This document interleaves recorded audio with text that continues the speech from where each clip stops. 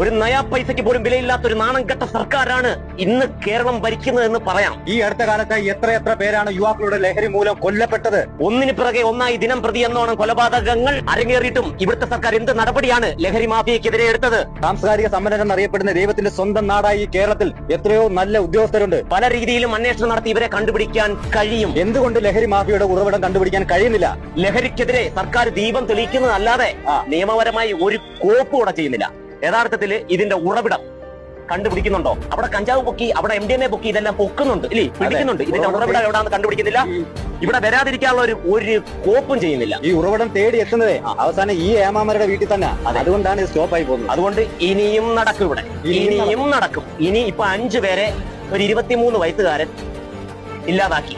ഇനി ഇതിനപ്പുറം ലഹരി അടിച്ച ഓരോരുത്തന്മാർ ഇതിനപ്പുറവും നടക്കും. കഷ്ടം.